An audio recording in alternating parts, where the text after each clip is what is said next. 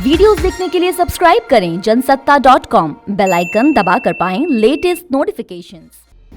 दो मुस्लिम चेहरे जो मुश्किल वक्त में बने नुपुर शर्मा की ढाल। मुख्तार अब्बास नकवी और तारिक फतेह ने कैसे संभाली कमान।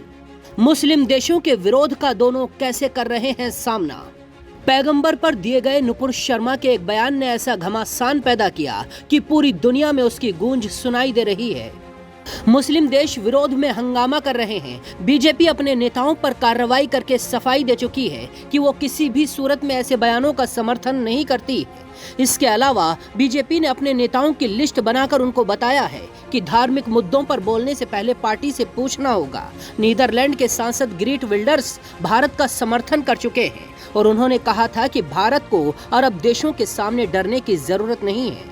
जब इतना सब कुछ हो रहा है तब दो मुस्लिम नेता नुपुर शर्मा के बयान की ढाल बनकर खड़े हो चुके हैं। एक तरफ है केंद्रीय मंत्री मुख्तार अब्बास नकवी और दूसरी तरफ है पाकिस्तानी कनाडियाई लेखक तारिक फतेह। इन्हीं दोनों ने नुपुर के बयान के बाद कमान संभाली हुई है।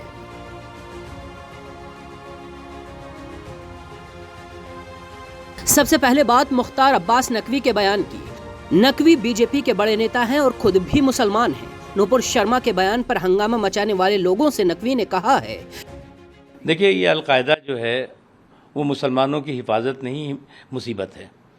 और जो अलकायदा मुसलमानों की हिफाजत के बजाय मुसीबत हो, उसके बारे में आपको समझना होगा कि ये इस्लाम को सुरक्षा कवच बना करके इंसानियत को लहूलुहान करना चाहते हैं। जहाँ तक हिंदुस्तान का सवाल है, हिंदुस्तान में दुनिया के सभी धर्मावलंबी रहते हैं। हिंदू हो, मुसलमान हो, सिख हो, ईसाई हो, पारसी हो, यहूदी हो, या जितने भी दुनिया के धर्म आप गिन लीजिए हिंदुस्तान में रहते हैं। और उनकी सामाजिक, आर्थिक, शैक्षणिक, संवैधानिक और धार्मिक स्वतंत्रता और सुरक्षा यहाँ महफूज भी है और मजबूत भी है।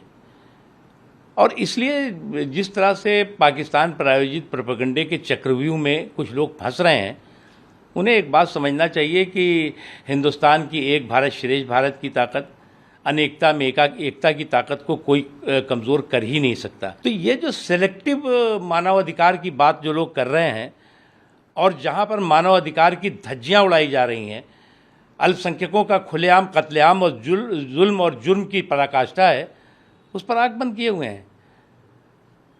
हिंदुस्तान के जो संस्कार है, संस्कृति है, उसको समझने के लिए इन अज्ञानियों को हिंदुस्तान की तारीख को और हिंदुस्तान की तस्वीर को देखना होगा, समझना होगा।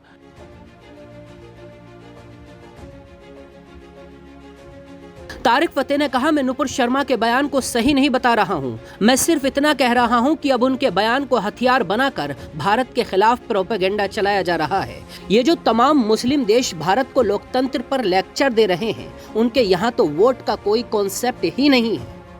तारिक फतेह ने कहा, एक महिला के बयान के जरिए भारत के खिलाफ प्रोपेगेंडा चलाने की साजिश साफ दिखाई दे रही है। तारिक फतेह ने कई बयानों में मुस्लिम देशों को अपने गिरेबान में झांकने की सलाह दी है।